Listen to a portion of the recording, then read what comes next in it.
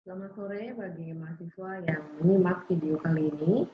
Semoga senantiasa dalam keadaan sehat. Pada pertemuan kali ini, saya akan memaparkan mengenai chapter berikutnya dari mata kuliah kita.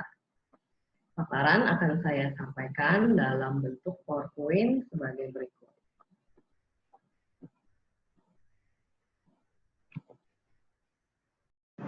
Poin bahasan berikutnya adalah keputusan pengelolaan channel. Setelah perusahaan memilih sistem channel, perusahaan perlu kemudian menyeleksi, melatih, memotivasi, dan mengevaluasi masing-masing perantara atau distributor di setiap channel. Kemudian perusahaan juga perlu memodifikasi rancangan channel mereka pada setiap periode waktu, dan saat perusahaan mulai bertumbuh, perusahaan juga mungkin perlu mempertimbangkan untuk memperluas saluran pemasaran mereka ke pasar internasional. Satu poin dalam bahasan ini adalah bagaimana memilih saluran pemasaran. Bagi konsumen atau bagi pelanggan, saluran pemasaran adalah representasi dari perusahaan. Bayangkan apabila salah satu konsumen itu memperoleh impresi yang negatif pada salah satu outlet dari McD, Shell Oil, atau Mercedes-Benz. Jadi apabila outlet ini memiliki impresi yang negatif, maka mereka juga akan mengaitkannya dengan reputasi merek yang kurang baik. Jadi bayangkan bagaimana outlet ini kotor, tidak efisien, dan tidak menyenangkan. Itu juga akan mempengaruhi reputasi dari merek. Dan kemudian untuk memfasilitasi pemilihan dari saluran pemasaran atau distributor, perusahaan perlu menentukan hal-hal apa yang membedakan atau hal-hal atau indikator yang dapat digunakan untuk memilih distributor yang baik. Contoh indikatornya adalah sudah berapa tahun distributor tersebut beroperasi, kemudian barang-barang lain apa yang dijual oleh distributor tersebut, kemudian bagaimana pertumbuhan penjualan dan pertumbuhan profit dari distributor tersebut, kemudian kondisi finansial, kemudian kemauan bekerja sama, dan bagaimana reputasi distributor tersebut dalam hal pelayanan. Kemudian apabila distributor ini adalah sales agent, perusahaan perlu mengevaluasi jumlah dan bagaimana karakter dari produk-produk lain yang juga dijual oleh sales agent ini, dan juga berapa banyaknya tenaga penjualan dan bagaimana kualitas tenaga penjualan dimiliki oleh sales agent. Dan apabila distributor adalah department store yang menginginkan hak atas distribusi eksklusif produk perusahaan, maka indikator yang penting untuk dipertimbangkan adalah lokasi department store, kemudian bagaimana potensi pertumbuhan department store ini, dan kemudian bagaimana tipe atau jenis segmen pasar yang disasar oleh department store. Berikutnya adalah mengevaluasi anggota saluran pemasaran atau mengevaluasi distributor. Jadi perusahaan perlu untuk secara periodik mengevaluasi bagaimana kinerja dari distributor dengan mempergunakan standar-standar seperti contohnya adalah pencapaian dari target penjualan, kemudian bagaimana rata-rata level persediaan mereka, kemudian waktu yang dibutuhkan untuk mengirimkan delivery pada konsumen, kemudian bagaimana treatment dari distributor terhadap produk-produk yang rusak dan hilang, kemudian bagaimana mereka mau bekerja sama dalam program-program promosi dan program-program pelatihan yang diberikan oleh perusahaan. Distributor-distributor yang tidak mencapai kinerja yang ditetapkan, mereka perlu untuk diberikan saran, diberikan pelatihan kembali, dimotivasi dengan motivasi baik material maupun non-material. Dan apabila tidak juga memenuhi standar kinerja yang ditetapkan oleh perusahaan, maka perusahaan dapat mempertimbangkan untuk melakukan pemutusan hubungan kerjasama. Bahasan berikutnya adalah memodifikasi desain saluran pemasaran. Jadi tidak ada strategi saluran pemasaran yang akan tetap efektif selama keseluruhan siklus dari siklus hidup produk. Dalam pasar yang kompetitif dengan hambatan masuk yang rendah, artinya kompetitor dapat dengan mudah masuk ke dalam pasar, struktur channel yang optimal itu akan berubah seiring dengan waktu. Perubahan ini dapat berarti bahwa perusahaan perlu menambah atau mengeluarkan beberapa saluran pemasaran atau justru mengembangkan suatu cara-cara yang baru untuk menjual produk. Pada pasar yang lebih kecil, perusahaan dapat menjual produknya secara langsung kepada peritel atau toko-toko retail.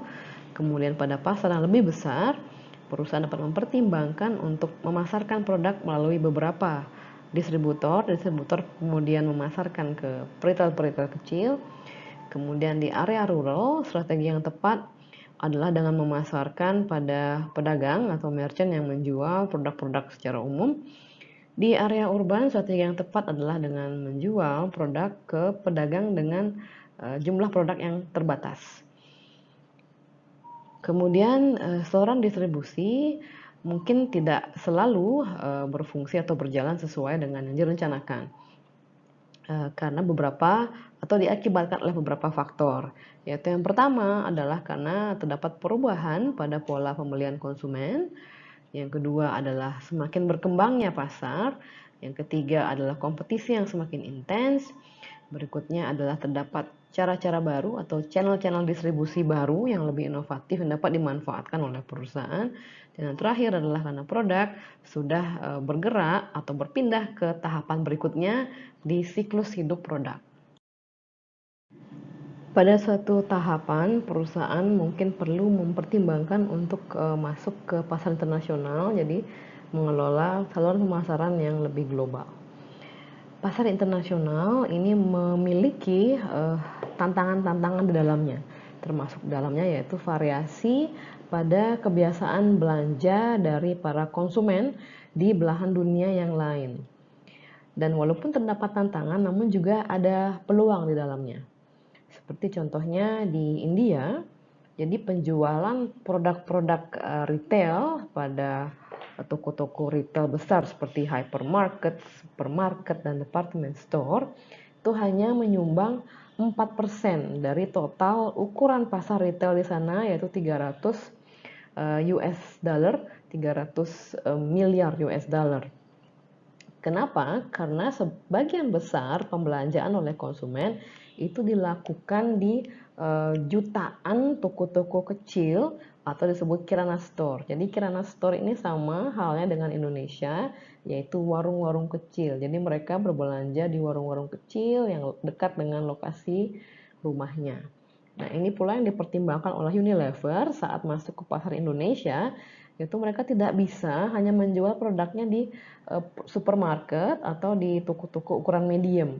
Namun distribusi dari Unilever ini juga perlu menjangkau toko-toko kecil seperti warung untuk membuat produk-produk mereka, contohnya seperti sabun Lifebuoy, sampo, dan sebagainya, agar tersedia di sebanyak mungkin saluran pemasaran. Bahasan berikutnya adalah sistem dan integrasi saluran. Menambahkan lebih banyak saluran memberikan perusahaan 3 manfaat penting. Yang pertama adalah meningkatnya coverage pasar atau meningkatnya jangkauan pasar, sehingga konsumen dapat membeli produk perusahaan di lebih banyak tempat. Manfaat yang kedua adalah biaya channel menjadi lebih rendah secara keseluruhan, karena tipe konsumen yang berbeda memerlukan saluran yang berbeda-beda pula. Untuk konsumen dengan ukuran yang lebih kecil atau jumlah order yang lebih kecil, penjualan melalui telepon itu lebih murah dibandingkan dengan menurunkan tenaga penjualan. Tenaga penjualan umumnya diterjunkan untuk akun-akun yang lebih besar atau dengan pembelian dalam jumlah lebih besar. Kemudian manfaat yang ketiga adalah perusahaan dapat lebih mengkustomisasi penjualannya. Contohnya adalah dengan menambahkan tenaga penjualan yang teknikal atau dengan pengetahuan teknik untuk menjual produk-produk utamanya equipment atau peralatan-peralatan yang kompleks. Namun terdapat suatu trade-off apabila channel atau saluran baru ditambahkan ke dalam sistem saluran distribusi dari perusahaan, itu dapat menyebabkan konflik dan permasalahan terkait dengan kontrol dan juga kerjasama. Dua atau lebih saluran dapat kemudian bersaing untuk memperoleh konsumen yang sama.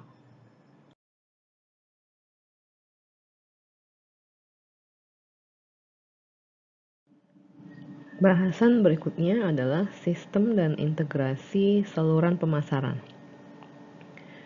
Mempergunakan hanya satu saluran seringnya tidak efisien. Bayangkan apabila sebuah perusahaan hanya menggunakan satu jenis saluran distribusi, yaitu tenaga penjualan. Jadi tenaga penjualan ini harus melakukan semua tugas-tugas dan fungsi saluran pemasaran. Yaitu yang pertama adalah menemukan klien potensial, kemudian mengkategorikan mereka, apakah mereka qualify sebagai klien potensial atau tidak. Kemudian melakukan pre-selling, artinya menyampaikan informasi dan melakukan persuasi untuk mendorong penjualan. Kemudian meng-close penjualan itu artinya membukukan penjualan, kemudian menyediakan layanan yang terkait dengan penjualan yaitu delivery, instalasi, pembayaran, dan sebagainya. Dan juga mengelola pertumbuhan akun dari klien potensial tersebut. Intinya adalah memelihara komunikasi bagaimana agar klien tersebut kembali lagi ke perusahaan untuk membeli produk perusahaan. Karena tugas atau fungsi saluran yang sangat complicated, pendekatan multi channel atau beberapa saluran pemasaran itu akan lebih baik. Jadi contohnya adalah dalam melakukan kampanye pre-selling, perusahaan dapat mempergunakan beberapa saluran, yaitu yang pertama melalui direct mail dan juga melalui telemarketing. Kemudian untuk mengenerate leads, artinya untuk memperoleh klien potensial, perusahaan dapat memanfaatkan channel yaitu telemarketing, direct mail, kemudian juga mempergunakan trade shows dan iklan. Kemudian perlu juga dikualifikasi klien tersebut menjadi sangat potensial tidak potensial, sehingga upaya akan difokuskan kepada klien-klien yang sangat potensial terlebih dahulu, kemudian baru ke klien potensial.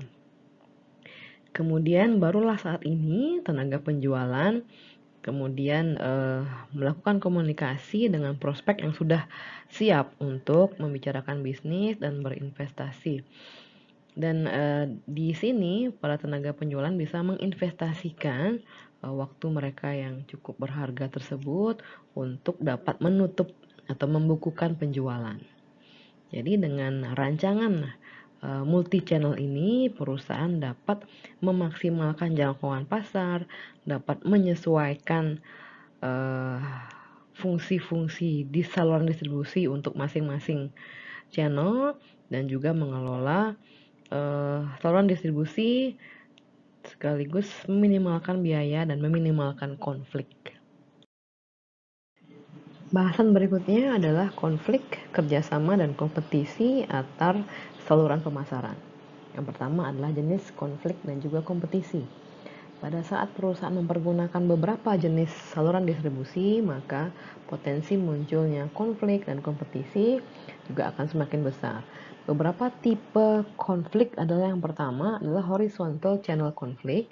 Ini terjadi antara saluran distribusi pada level yang sama. Contohnya adalah sejumlah franchisee dari pizza. Jadi outlet pizza, sesama outlet pizza, mereka komplain mengenai outlet pizza yang lain karena mereka mencurangi bahan baku pizza untuk memperoleh margin profit yang lebih tinggi, artinya menggunakan bahan baku yang lebih murah, atau mengurangi bahan baku sehingga mengurangi kualitas dari produk finalnya.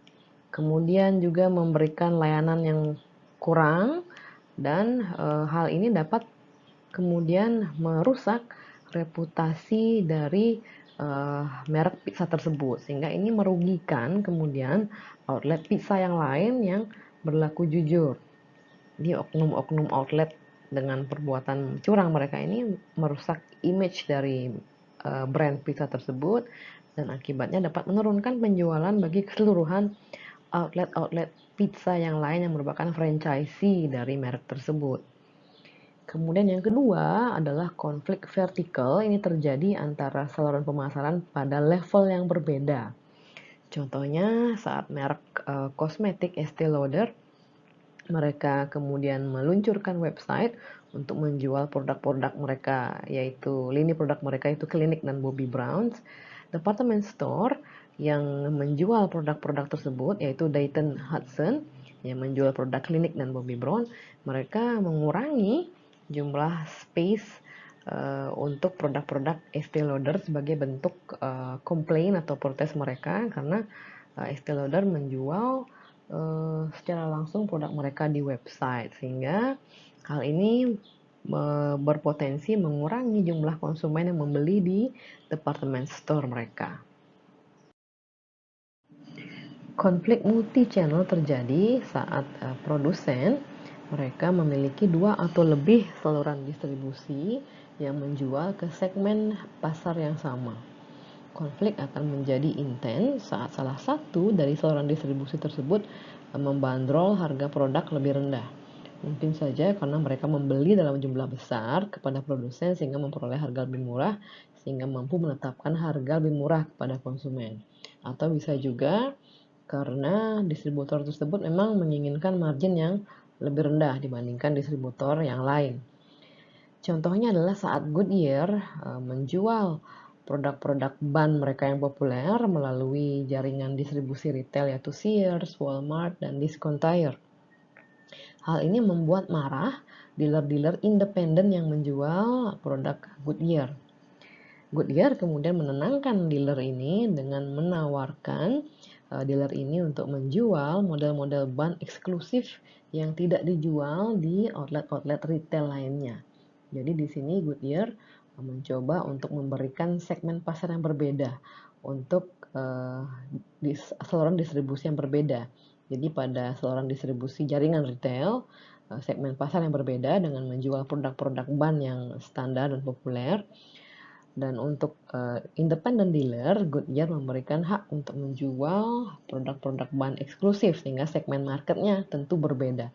Hal ini dapat mengurangi konflik yang potensial terjadi. Dilusi dan kanibalisasi.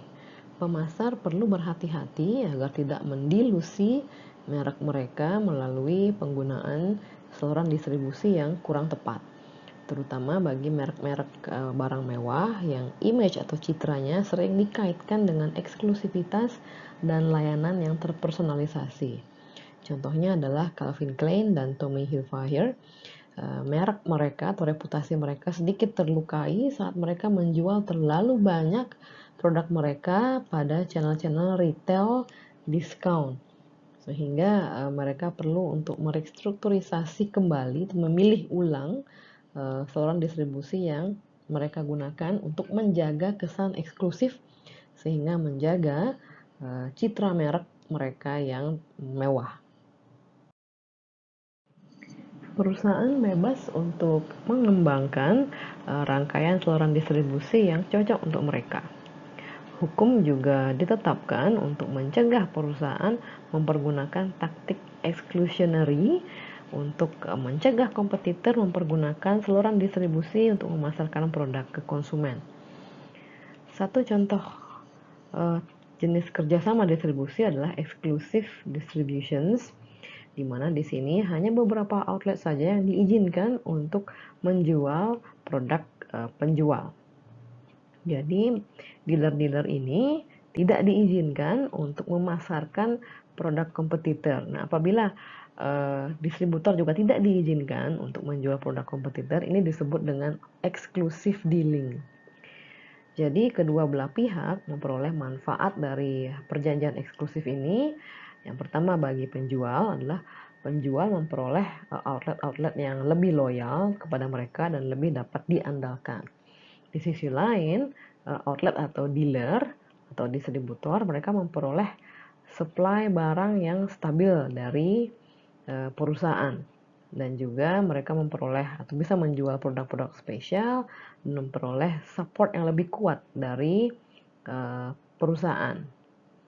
Exclusive arrangement atau kerjasama eksklusif ini dipandang legal secara hukum selama mereka tidak secara substansial mengurangi level kompetisi di pasar atau mereka tidak cenderung berusaha untuk menciptakan monopoli, dan sepanjang kedua belah pihak ini dalam perjanjian ini bersedia melakukan perjanjian ini dengan sukarela tanpa paksaan.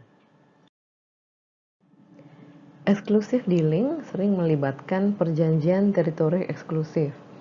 Produsen setuju untuk tidak menjual hak distribusi ke dealer lain di suatu teritori, atau dealer setuju untuk menjual hanya di teritori yang menjadi miliknya. Produsen dari brand yang kuat seringnya menjual pada dealer hanya jika mereka bersedia untuk menjual sejumlah atau seluruh lini produk yang diproduksi oleh produsen tersebut. Praktek ini disebut full line forcing. Kemudian agreement seperti ini, perjanjian mengikat seperti ini sebetulnya tidak ilegal, namun mereka dapat melanggar peraturan atau undang-undang apabila dengan perjanjian mengikat ini akan terbentuk kecenderungan di mana mereka berencana untuk mengurangi kompetisi secara substansial. Artinya, apabila tingkat kompetisi berkurang, maka harga akan terbentuk bukan atas dasar pergerakan permintaan pasar. Nah, di sini cenderung akan terbentuk suatu karakteristik monopoli di mana distributor dan produsen mereka mampu menetapkan harga secara semena-mena karena mereka tidak memiliki kompetitor. Poin berikutnya adalah praktek pemasaran e-commerce. E-commerce adalah menggunakan website untuk bertransaksi atau memfasilitasi penjualan produk dan layanan atau jasa secara online. Penjualan retail secara online telah meningkat secara signifikan dalam beberapa tahun terakhir, dan alasannya cukup jelas, di mana retailer online ini mereka dapat memberikan kenyamanan berbelanja dari rumah, kemudian berbelanja online ini informatif dengan info atau informasi produk yang dipajang secara detail, kemudian pengalaman terpersonalisasi untuk berbagai tipe konsumen dan juga tipe bisnis. Jadi dengan menghemat biaya untuk menyewa toko secara retail, artinya menyewa toko offline, kemudian penghematan juga dalam hal staff dan juga persediaan, para retail online ini dapat masih memperoleh profit walaupun mereka menjual produk-produk yang terjual dalam volume yang sedikit dan kepada pasar-pasar yang jumlahnya atau besarnya kecil. Jadi retailer online ini berkompetisi dalam 3 aspek penting. Yang pertama adalah bagaimana interaksi konsumen dengan website. Yang kedua adalah bagaimana mereka mengirimkan produk atau jasa. Dan yang ketiga adalah kemampuan untuk menyelesaikan permasalahan saat terjadi permasalahan. Kita dapat membedakan antara perusahaan pure click, yaitu perusahaan yang melaunch website mereka tanpa mereka pernah mempunyai toko offline sebelumnya. Jadi perusahaan ini lahir pertama kali secara online. Kemudian perusahaan break and click, yaitu perusahaan yang memiliki toko offline. Kemudian mereka belakangan menambahkan toko online atau website untuk melayani atau memberikan informasi produk kepada konsumen atau juga memfasilitasi e-commerce. Jadi banyak perusahaan sekarang menjadi perusahaan yang bersifat break and click, artinya mereka memiliki toko offline dan juga memiliki representasi secara online. Faktor kesuksesan e-commerce. Hanya 2-3% kunjungan pada toko online yang berujung pada pembelian, dibandingkan dengan 5% pada toko offline seperti department stores. Untuk meningkatkan rasio konversi artinya seberapa banyak kunjungan ini akan berubah menjadi pembelian, perusahaan harus merancang website mereka agar dapat dioperasikan dengan cepat. kemudian sederhana dalam penyusunan layoutnya, dan juga mudah untuk digunakan. Suatu hal yang simple seperti konsumen mampu memperbesar gambar produk pada layar dapat meningkatkan waktu yang dihabiskan oleh konsumen di halaman tersebut dan juga dapat mendorong penjualan. Survei konsumen memperoleh hasil bahwa faktor yang sangat menghambat konsumen untuk berbelanja online adalah ketiadaan pengalaman yang menyenangkan seperti berbelanja di toko, ketiadaan interaksi sosial, dan ketiadaan konsultasi personal dengan representatif dari perusahaan. Kemudian perusahaan merespon isu ini dan banyak sekarang yang menawarkan online chat live untuk memberikan konsumen potensial, untuk memberikan mereka saran-saran secara segera mengenai produk dan layanan yang ditawarkan, dan juga sekaligus untuk melakukan cross selling, artinya mereka menawarkan konsumen untuk membeli item-item lainnya untuk melengkapi pembelian mereka. Saat suatu representatif dari perusahaan ini terlibat aktif dalam penjualan, jumlah order atau pesanan dari konsumen biasanya lebih tinggi. Begitu juga halnya pada interaksi B2B atau business to business, pemasar juga perlu untuk menyertakan human face atau interaksi dengan personal untuk fasilitas e-commerce mereka. Dan beberapa perusahaan juga memanfaatkan virtual environment, artinya berbelanja secara virtual atau virtual reality, blog, video online, dan juga click to chat, artinya konsumen dapat melakukan percakapan secara instan atau real time dengan perwakilan dari perusahaan untuk menanyakan informasi-informasi yang mereka butuhkan. Kemudian hal penting lainnya adalah dengan memastikan bahwa keamanan berbelanja online itu terjaga, artinya keamanan data-data konsumen, dalam hal ini privacy, dan juga keamanan transaksi secara online, artinya tidak ada penipuan. Jadi untuk berbelanja secara online, customer ini mereka perlu merasa yakin bahwa website tersebut dapat dipercaya. Dalam hal inilah kemudian muncul pentingnya testimoni atau review dari konsumen terdahulu. Jadi review ini sering mempengaruhi apakah konsumen akan berbelanja di situs tersebut atau tidak. Poin berikutnya adalah brick and click companies, yaitu perusahaan yang memiliki toko online tapi belakangan menambahkan toko online sebagai juga saluran distribusi mereka. Walaupun banyak perusahaan yang memiliki toko offline, awalnya mereka mendebat apakah harus memiliki channel e-commerce karena mereka ragu atau takut akan terjadinya konflik antara channel offline mereka, yaitu peritel offline mereka, agen offline, dan juga toko offline mereka dengan toko online ini. Pada akhirnya perusahaan-perusahaan ini kemudian menambahkan juga channel distribusi online karena mereka melihat bagaimana potensi penjualan yang dapat diperoleh secara online karena trennya semakin meningkat secara signifikan. Di samping itu, dengan memiliki toko online atau e-commerce, perusahaan dapat kemudian memperhatikan perilaku pembelian konsumen secara lebih dekat. Artinya konsumen mereka dapat mengamati perilaku pembelian masing-masing konsumen. Jadi dengan data-database ini perusahaan dapat memberikan informasi-informasi yang lebih relevan dan juga terpersonalisasi untuk masing-masing konsumen. Katakanlah suatu konsumen merupakan atau pernah membeli suatu produk dengan merek A. Jadi dengan memperhatikan database ini, perusahaan dapat mengirimkan notifikasi kepada konsumen tersebut apabila terdapat diskon-diskon produk-produk merek A. Kemudian perusahaan juga dapat mengirimkan notifikasi mengenai produk-produk yang dapat melengkapi pembelian mereka sebelumnya. Artinya apabila mereka membeli produk-produk katakanlah rangkaian produk parfum rose, katakan seperti itu, sehingga ini merupakan dasar bagi perusahaan untuk mengirimkan notif bahwa mungkin body lotion dengan aroma rose dapat melengkapi pembelian mereka. Seperti itu.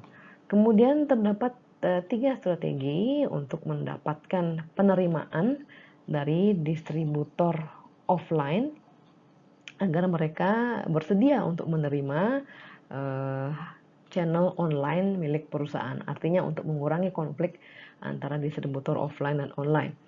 Cara yang pertama adalah dengan menawarkan produk yang berbeda di internet. Artinya agent offline dan channel online ini menawarkan produk yang berbeda sehingga ini menurunkan potensi konflik antar keduanya.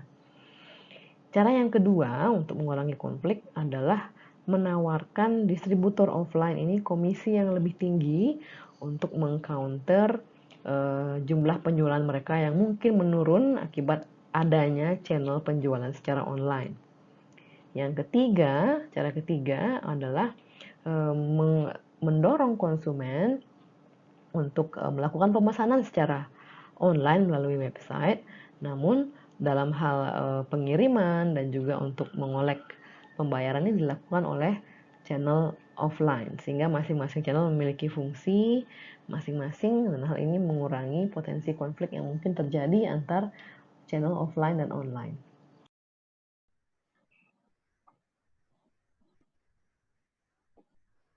Demikian pemaparan saya, semoga dapat diterima dan dipahami dengan baik. Sampai berjumpa kembali di video berikutnya. Terima kasih atas atensinya. Selamat sore.